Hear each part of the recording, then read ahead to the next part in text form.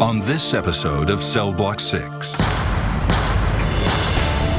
didn't do anything to myself. Okay, Don't tell me what I did to myself. I didn't do anything. An accuser becomes the accused. This is from him just grabbing me alone and throwing me on the bed. So I called the police for help and they arrested me. I'm innocent of the murder, but I was there. An alleged murderer faces the ultimate penalty. That's the one question my kids ask is when I'm coming home, and I have no answer for them. Place your hand on the wall for me. It felt like an animal in a cage. A simple mistake finds this school teacher in shackles. It's very, very embarrassing. And a misunderstanding I was trying on a sweater, and I forgot I had it on. lands this woman behind bars. I know, and I'll explain it to you.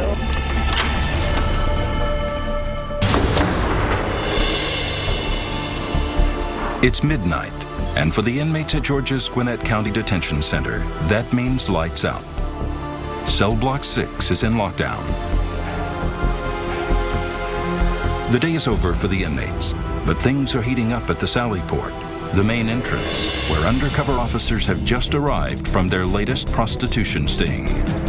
Sergeant Michael Hayes, Central, Unit 1039, Code 4, subjects in handcuffs. Listen up, you're going to step off here, you'll step off here one at a time. You'll get in the single file line. You'll take all instructions from me, do you understand? Step off.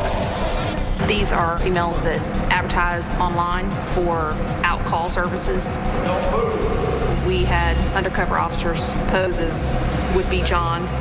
All right, follow the person in front of you. It's very simple directions. Follow the person in front of you. And they were soliciting, and they were arrested. You got high heels, watch your step. In the wrong place at the wrong time. Have a seat, no talking. We started the operation roughly around 4 o'clock this afternoon, and just finishing up now. Where you want it, first one or second one? Second. Okay. It was getting a little hectic. We had more people than we can fit into a van. Each of the 8 women arrested tonight are searched, uncuffed, stripped of their personal possessions, You can take off your jewelry.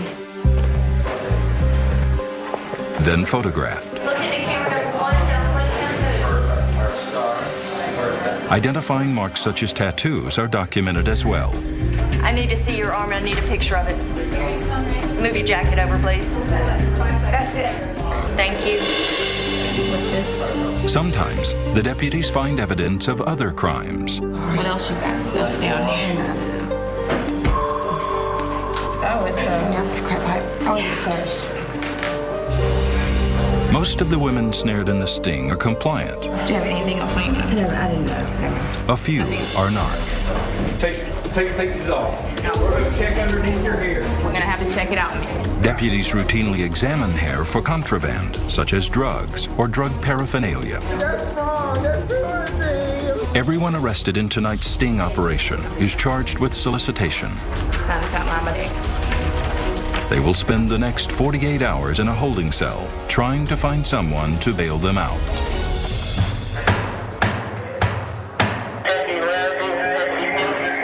It's 2 a.m. A 22-year-old woman brought in for disorderly conduct is acting up. We had a female that came in. She was obviously intoxicated. Sergeant Smith, tomorrow, RRT member 59 with me in the pre-admission area. And she started banging her hands on the glass of the door to where she was going to cause injury to herself. The rapid response team is called into action. I didn't arrest you. I don't even know why you're here. We made the decision that we had to place her in the restraint chair. The restraint chair is the device we use when an inmate is going to hurt themselves, hitting their head, their hands, any part of their body against the wall of the door. Stay here. I've got the door. 1, 2, back up. She doesn't see what's coming. She doesn't know what's going on. The whole process happens within seconds.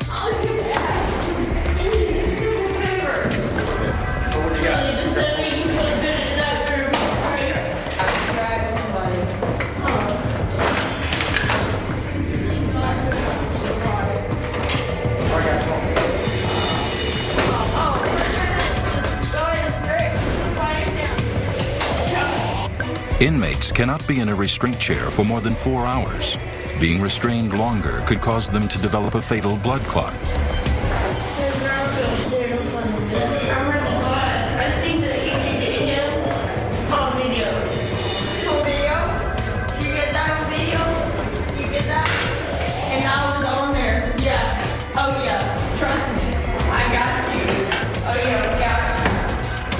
This woman was removed from the chair after 3.5 hours. She was transported to a hospital for evaluation and later released. It's 3 a.m. and back in the pre-admissions area, another young woman is in a combative mood. Melatonin. Melatonin? Why is there no imprint on this pill? There's no drug manufacturer's imprint on this pill. It's melatonin. Like, look it up. It's a natural sleep aid. Okay, do me a favor. Candy attitude, okay? I'm not the one who did this to you. You did this to yourself. Listen. I didn't do anything to myself. Okay, Don't tell me that's what fine. I did to You'll myself. have a I chance. didn't do anything. You'll have a It's chance to defend melatonin. yourself. Look it up. That's all I have to say. It's melatonin. Look it up. Leave me alone. You're cursing me up one side, down the other. She won't answer questions. She won't tell me where she's from. She won't tell me where she was born. Lauren was arrested after a domestic dispute with her boyfriend. The single mom and full-time flight attendant claims she is the victim, not her boyfriend. I came home. I went straight to the bedroom. I didn't say a word to the boyfriend. He stormed through the doors thinking that I was disrespecting him. These are the bruises on my arm. This is from him just grabbing me alone and throwing me on the bed. So I called the police for help, and they arrested me. I was the one that ended up getting arrested when I was calling for their help. Now I'm here, and I feel like I'm in a psych ward, and I don't belong here. It's her ID. Lauren faces up to a year in jail if she's found guilty of battering her boyfriend. Can I get you stand on straight and get camera number 2, please? Thank you. Apparently, I put my hands on him, and I never touched him. She tries calling a friend of hers to help post bond, but no one answers. Looks like I'm spinning all this This is like hopeless. Because there's no reason why you should be here. I didn't do anything wrong. And I feel angry because it's my boyfriend that put me here when I'm the one that called for help on him. I don't want to take my clothes off and put that green jumpsuit on. I don't deserve to be in it. It's embarrassing. Okay, I'll go. All right. I'm a normal person. I'm a mother. I'm not supposed to be here. Contrary to Lauren's claims that she was the victim, a deputy describes the boyfriend's injuries witnessed by the arresting officer. He actually has marks and scratches on his face, neck, and stomach. There are also court-ordered conditions Lauren must accept prior to being released. You can have absolutely no contact, whether directly, indirectly, by person, by telephone, by messenger, to here. This is somebody that has now just screwed up my life. And now I'm stuck in here. I'll lose my job because I won't be there by Monday. Do you understand these conditions? Yeah. Like, you don't understand. That work is my livelihood, okay? Everybody who comes in here gets an ID man. As Lauren prepares to join the other women of Cell Block 6, she's adjusting to the idea that without her boyfriend, she's essentially homeless. Stay back over in room 11. I just want to go home.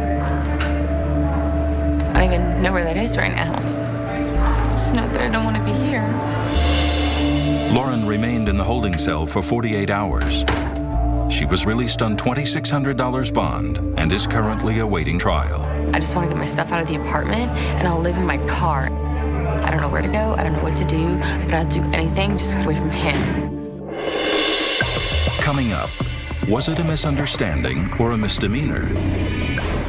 I was trying on a sweater, and I put my regular jacket on over it and walked out the door with it, and they charged me for that. And later, a jailhouse visit We have a lot to talk about. sparks a confrontation. I wanted everybody to know how angry I was.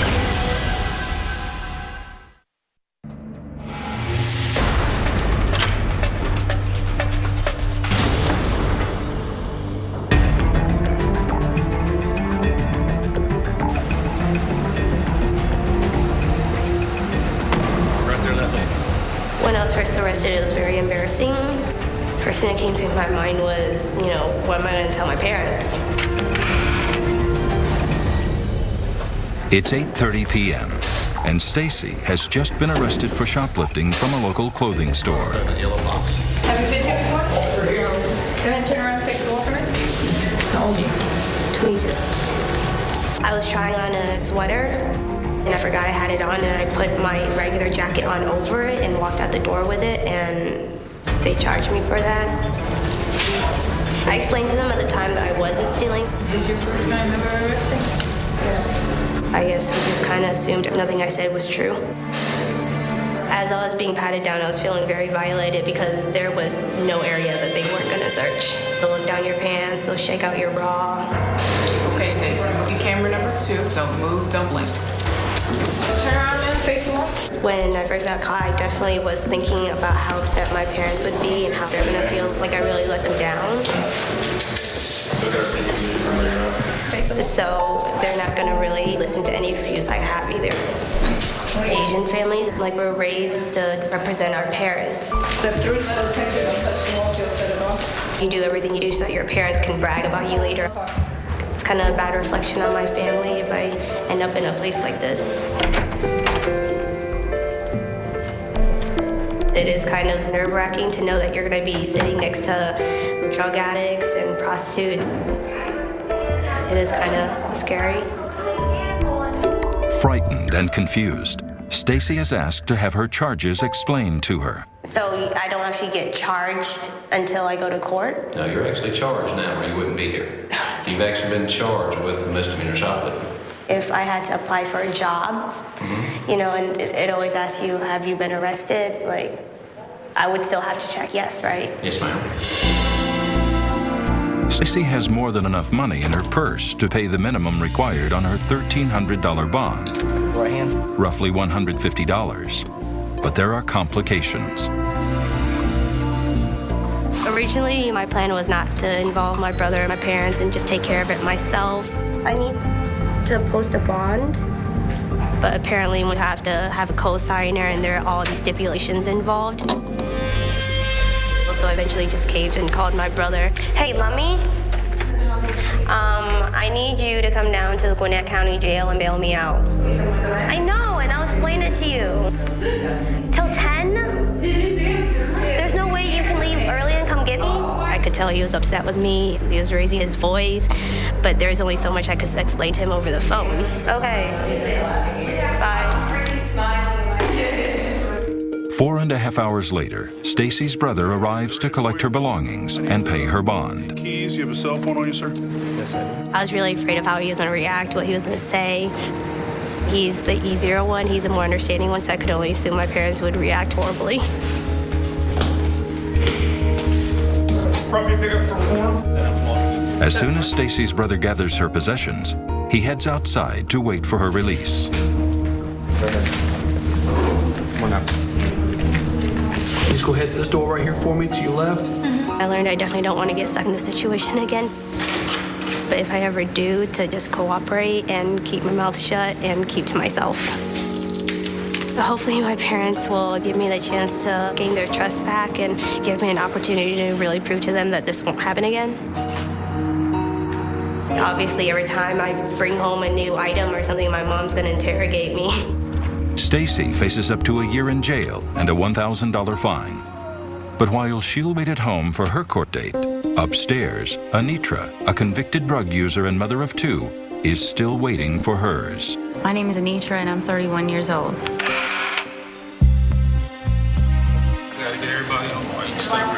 On a normal day, an average day, I spend 20 hours in my cell.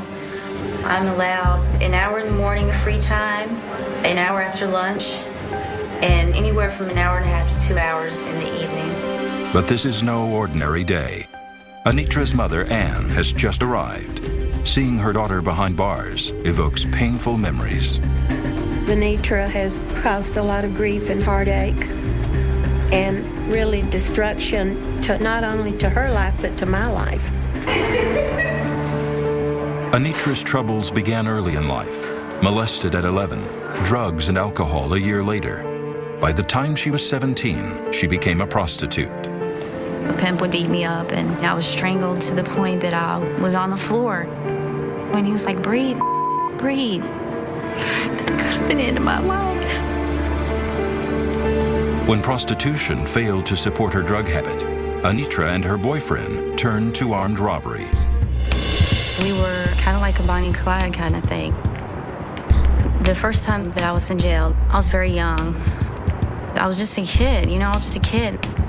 That was 15 years ago, and I'm 31, and I'm still back where I started from. Anitra's drug use and inability to care for her children has strained her relationship with her mother. We have a lot to talk about. I want her to know what it's like and what I went through out there being 16 years old on the streets. I can't call my mother and come home. During the period of time that you and I weren't talking, I really felt alone, and I was lost because I felt like nobody cared at all. I was out there. I needed someone to pull me in.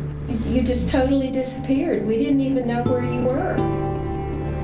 I wanted to act out, and I wanted everybody to know how angry I was. But you always resented the fact that I worked. But if I hadn't have worked, where would we have been? As an adult, I understand that. As a child, I didn't. You're not that little 13-year-old that vandalized 13 cars in the Snellville shopping center. Do you forgive me? You're my daughter. I love you. I always forgive you.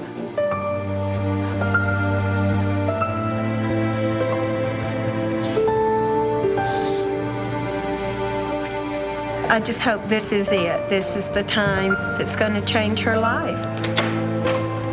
That she's willing to change her life. No one can do that for her. Anitra was transferred to state prison and will be released in 3 months. Once that bond of trust is broken, it's very difficult to reestablish that. And I hope that she realizes that. Coming up, a lesson this preschool teacher won't soon forget. When they put the shackles on me, I did feel like a criminal. And a connection with a cellmate. You and I are really close, and I can talk to you about things I couldn't go to my mom with. Reveals a dark past. We used to do tricks together.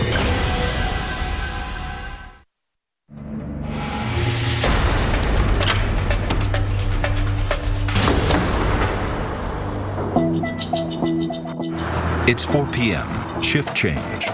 At the Gwinnett County Jail, it's time for the deputies working day shift to hand the reins over to the night shift. Back at pre-admissions, the flow of new inmates never stops. Take one step to your left, please. All right, spread your feet for me. 23-year-old Shanita is the latest arrival. Anything gonna poke me? I definitely don't want to be here. Place your hand on the wall for me. All right, take your shoes off for me. It's very, very embarrassing. Very embarrassing. Just take yourself to the left, please. Take your hand, move it away from the cheeks, your face will be very that.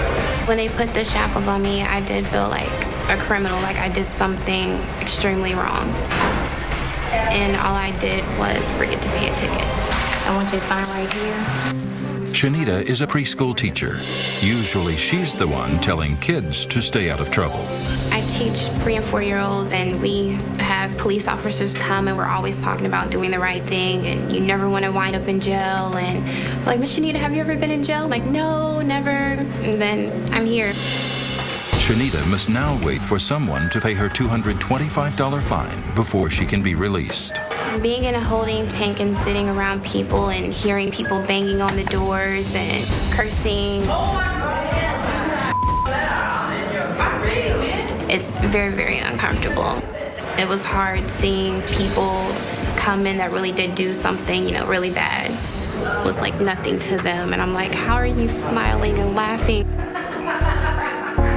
You're in jail, like you're in jail. I just felt like an animal in a cage. That whole process with fingerprinting is very uncomfortable. I've never been put through anything like that before. 13 hours have passed since Shanita was arrested, and she's still waiting. Frustrated, she calls her boyfriend for the third time. Can you please, leave now? Because I thought you were already home. He was extremely shocked when I called him. I know, but I don't want to stay here. And I'm, shaking and about to, cry on the phone. He was like, where are you at? I'm like, I'm in jail. All right, thank you. Bye. An hour later, Shanita's boyfriend picks her up. Her parents pay the fine. I think my life will change because it just scared me. It scared me good. Let's do it one more time. For the inmates behind bars, learning to get along with one another is essential. You want some help?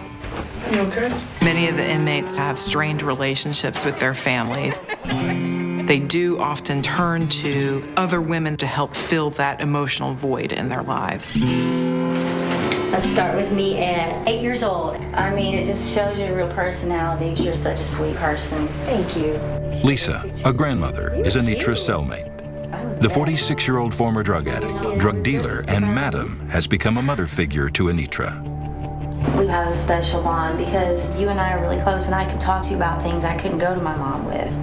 The understanding that I get from you is the understanding I'll never get from my mom. But Lisa and Anitra share more than a cell. They share a past. We used to do tricks together. We used to have sex for money for our drugs. We did drugs together. We lived in environments that we would never dare walk into now. Lisa's story began simply enough. Married at 21, a mother at 23. But her daughter was born with spina bifida, a disease which left the baby paralyzed from the waist down. I taught her how to prop herself up with her arms so she could sit up. And she just was so tickled. Look at how she's smiling in that picture. She's so proud. She just learned how to do something. Dear Lord Jesus, thank you and bless this food. Soon, pressure from work and the stress of raising a disabled child became overwhelming. Soul and Spirit, in the name of Jesus Christ, we pray. Amen. Amen. I needed some help, and right about this time, a friend of mine introduced me to a white powder called cocaine. And I started doing it every day. Lisa got arrested for selling cocaine. While in jail, she received devastating news. I was out on yard call. I looked down the hallway, and my mom, my dad, and a priest, was walking down the hallway. My dad said, Lisa, your daughter is dead. She is a vegetable on a life support system, and we're here for you to sign the papers to take her off the life support system. I really wanted to see her before they did that, but it took so long for me to get there, and they did it without me. And I think that hurt me more than anything in my whole life. Just to hold her alive for the last time. I didn't get that chance. Today, Lisa has a chance to get her life back on track. She's about to go to court to learn whether she'll be released to a drug rehabilitation program or be doing more time in jail. I'm feeling very nervous, but I'm also feeling good to get it over with. All right, ladies, on your feet. Make sure I got all of you. I feel joy and I feel elated that I could be released today, and I'm ready to start my new life. One line. Hey, one line. I decided to give myself a chance and set me up a program, a safe place to go where there's other women in recovery that have gone through all the things that I've been through. And I'm excited to have that chance today. All right, ladies, face the wall. I'm okay with whatever happens today. For the first time in my life, I'm okay. The hardest part about doing time is not knowing how much time you have to do. They've given me a lot of chances to get myself together. You can't really do it until you're ready, until you've just had enough. And I've had enough. I pray for the best, I'm prepared for the worst, and y'all pray for me. Coming up, will Lisa's return to cell block 6 mean a fresh start or more time? Time isn't rehabilitation. Time is basically just punishment. And later, an inmate wakes up on the wrong side of the bed. I don't want you to close your eyes, okay?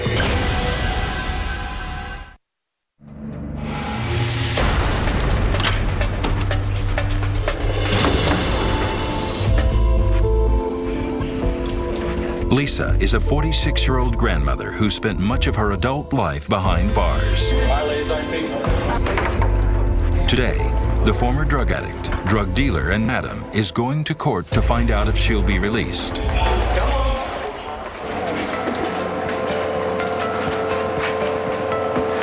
okay with whatever happens today. I really am. 5 hours later, Lisa returns.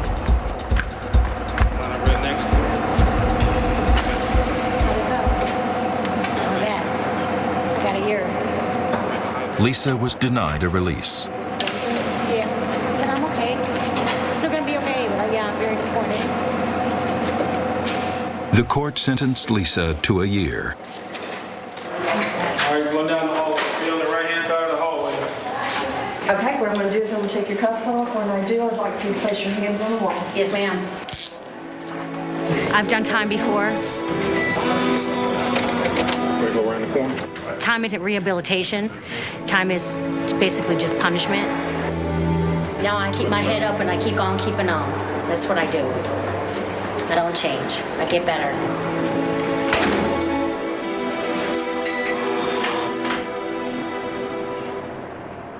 One week later, the judge in Lisa's case credited her for good behavior and reduced her sentence in half. Thank you.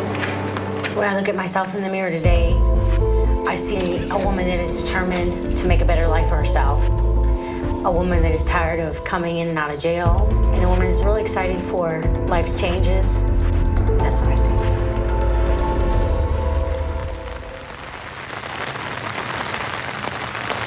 "7:15 p.m. Quiet time. All right, ladies, quiet. Just as most of the women in cell block 6 are relaxing in their cells, there's a report of an injury. It appears an inmate awoke and attempted to get off the top bunk. Apparently she misstepped and fell and struck the sink and came down on the ground. The inmate appeared to be in extreme pain. She was lying on her back. I don't want you to close your eyes, okay?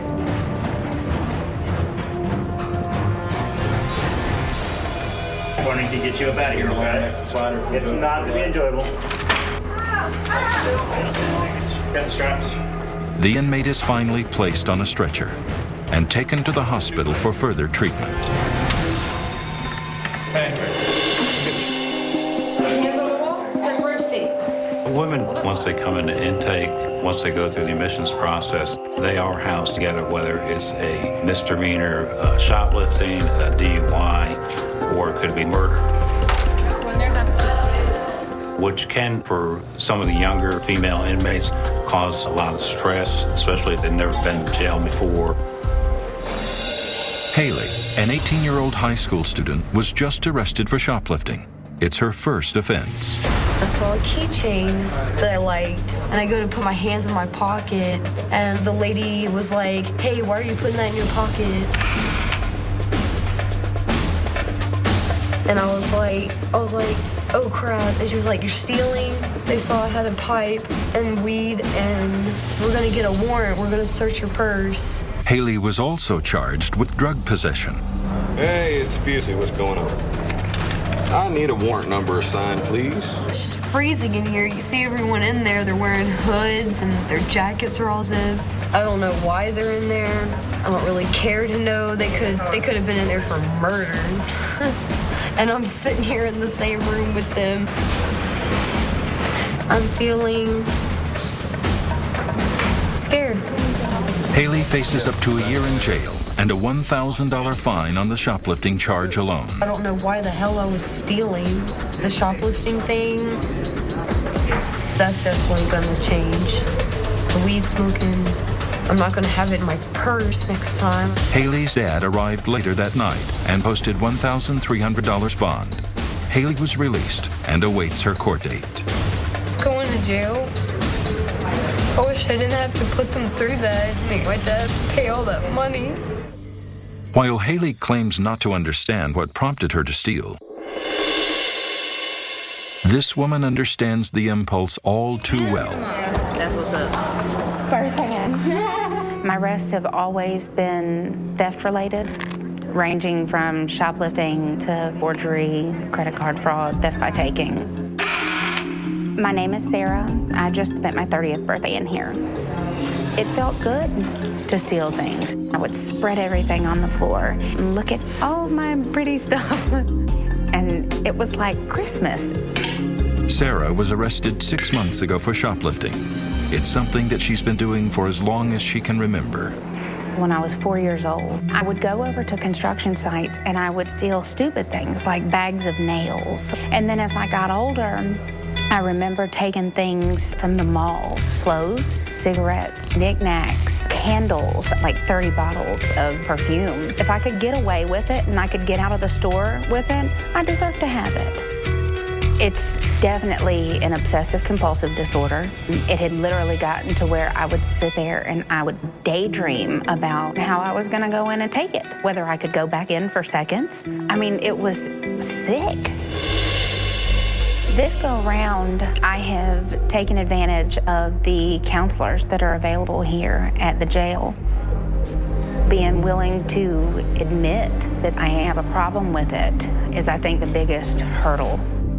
Something that I've been working on since I got here is a Shoplifters Anonymous group. I've written down a brief testimony, what my intentions are, and I keep saying, please, somebody take the time to read this. Hey, I've got that information for the Shoplifters Anonymous group if you're interested. But all of Sarah's stealing has come at a greater cost. Not only have I given up my life, but I've taken time from my daughter. Her guidance counselor at school actually had the conversation with her because she had started acting out, and they asked her, you know where your mommy is? And she said, in jail. It's not my life that I've messed up. It's hers. How delicious this wet, soggy tuna fish sandwich is. Sarah was transferred to state prison to serve out the rest of her 12-month sentence. For all the times that I haven't gotten caught, I consider myself to be extremely lucky that I only got sentenced 12 months. Coming up, a cry for help lands this inmate in isolation. And later, a woman accused of murder is haunted by images of the crime scene. When the lights go out at 12, and that's when everything, the guilt and the pain and the hurt would like eat at me.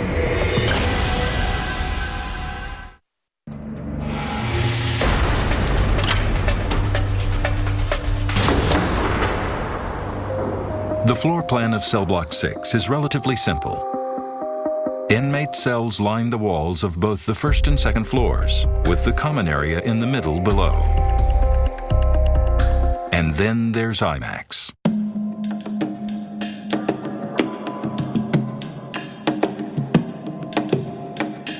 IMAX is the last place an inmate wants to end up. These are isolation cells. Females that are in the IMAX area are either disciplinary. Right now I'm in IMAX. They've broken rules within the facility. I was an inmate worker. We were working at the recycling bin. We came across a bottle of pills and we took them and came back to the jail completely inebriated, and they found out, they drug tested us and sent us up here to this unit. I mean, who tries to get messed up while they're in jail? Most of the other units is 2 or 3 individuals, inmates per cell. Up here, it's only 1 inmate per cell. One of the ladies might be in the IMAX area because of the mental health status. I can barely sleep at night because all the crazies around me are yelling and screaming.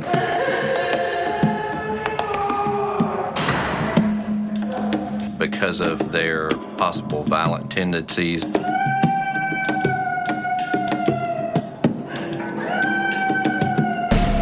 I was sentenced to 30 days here at IMAX, and I'm on day number 12.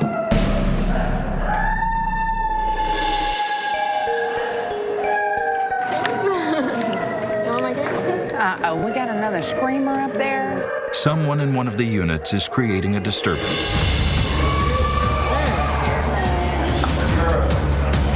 An inmate is behaving erratically, requiring the rapid response team to move her to an isolation cell.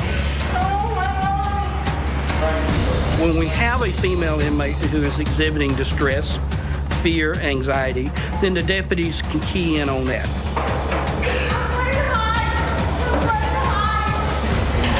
At that time, we separate them, segregate them, and put them in the appropriate environment to protect them.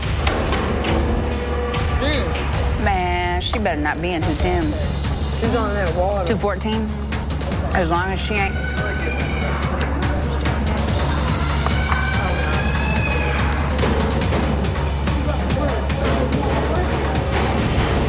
She got some.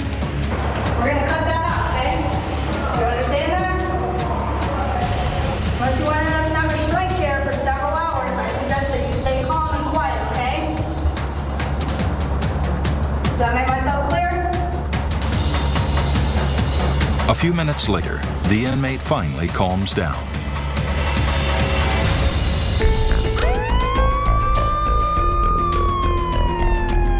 The biggest difference between jail and prison is that prison inmates have already been tried and convicted of crimes. Walk straight ahead. Most of the women in cell block 6 are either awaiting trial or serving time on a misdemeanor. Get back on the wall. And few remain here for more than a year. Kayla, a 27-year-old mother of 3, is an exception. I had just turned 22 years old when I got arrested. I never even had a speeding ticket. 6 years ago, Kayla and her brother-in-law were arrested for beating and stabbing to death an elderly woman. They allegedly robbed the victim in search of money to bail out Kayla's husband, who was in jail at the time. The first year when you're here, it's like you're an emotional wreck. I had panic attacks, I cried, and I didn't sleep at night. Because when the lights go out at 12, that's the time that you really have the most to think. And that's when everything, the guilt and the pain and the hurt would like eat at me. I'm innocent of the murder, but I was there. She could face the death penalty. I think I was wrong for being there and not going to the police after it happened. But I don't feel that I should be charged with the murder. What you been doing? While Kayla awaits trial, her mother raises Kayla's children. She phones them twice a month. What are you doing, coloring? You gonna color Mama a picture? My oldest daughter was 3 when I got here and she's 9 now. And you know when you have kids and you know their favorite toys or the size of clothes they wear. I don't know any of that about my kids. When are you supposed to start soccer? I don't play soccer, I play softball. Oh, when are you gonna start softball? A mom should know them things. A mom should know what makes her kids happy, sad, and I'm missing it all. I don't know when I'm ever coming home. Still to this day, that's the one question my kids ask is when I'm coming home. And I have no answer for them. Coming up, she went to pick up a prescription, but got picked up by police instead. I had a friend who called in a prescription for me, and she used a fake doctor's name.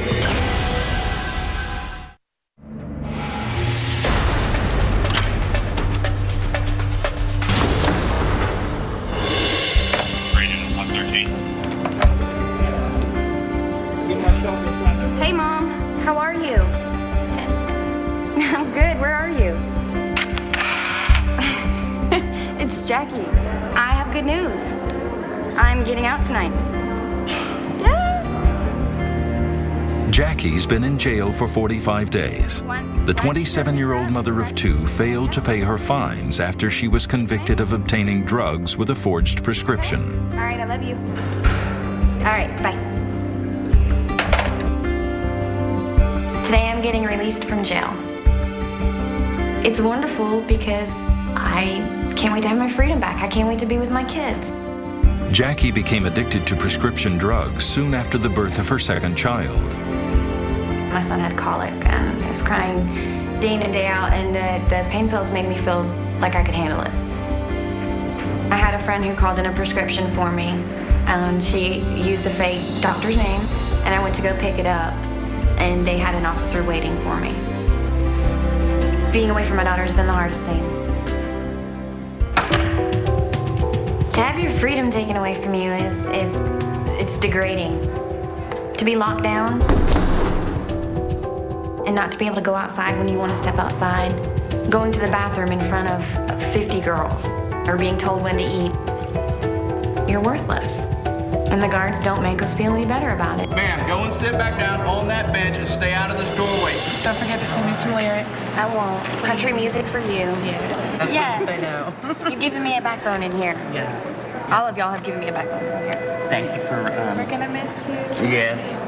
I met some really good people in here. Good people. They've made bad decisions. And I hope to keep in touch with some of them. Pick up all your linen and put it in the laundry cart. Jail has changed me. It has made me appreciate the little things. You don't realize how precious things are until you can't have them. Chin down. I'm ashamed, but it's something I can't hide. And maybe I need to carry it with me and have it just be a reminder that I did time for doing something stupid. I feel like this has been a new beginning for me. Anything else you get along with you or the garbage? I don't think I'll ever be back in jail. I know I won't ever be back in jail. I won't do it to myself again. As Jackie approaches the last barrier between captivity and freedom, Did they give you some paperwork back there? Yeah. Can I see what they gave? her mother waits anxiously to greet her. Oh, happy day, huh? Yeah.